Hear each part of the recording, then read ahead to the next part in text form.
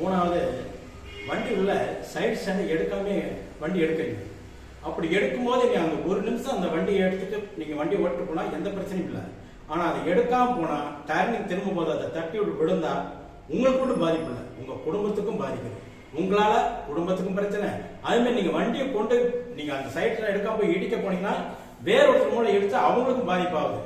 ஒரு ஆளுங்க மேல விட்டுருவீங்க, இல்லைன்னா உங்க கடைகளோ இல்ல வண்டிகள் மேல விட்டுருவீங்க. வண்டியை விடும்போது சின்ன வண்டியா இருந்தா பரவாயில்ல, இதே வண்டி லாரி போக்குவரத்து பஸ்ஸா இருந்து அடிச்சுன்னா நீங்க அந்த இடத்துல ஸ்பாட் காலி ஆகிடுவீங்க.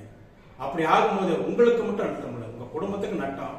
அதே மாதிரி உங்க குடும்பம் எவ்வளவு கவலைப்படும் தெரியும். உங்களை வளர்த்து ஆர்வமா படிக்க வச்சு எல்லாம் செஞ்சு வளர்த்து ஆர்வமாக்கி பெரிய ஆளாக்கி கடைசியில் அவங்களால உங்களால எந்த பிரயோஜனம் இல்லாம போயிடும். அதனால ஒரு நிமிஷம் அந்த சைடு ஸ்டாண்டை எடுத்துட்டு போய் நல்லபடியா வண்டியை ஓட்டுங்க, ஹெல்மெட் மாட்டுங்க, லைசன்ஸ் எல்லாம் எடுத்துட்டு போங்க, பாதுகாப்போட போயிட்டு பாதுகாப்போட வாங்க. ஹெல்மெட்டும் கண்டிப்பா அவசியம் அணியணும், கண்டிப்பா ஹெல்மெட்டை அணிங்க.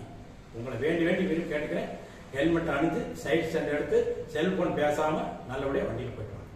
வணக்கம்.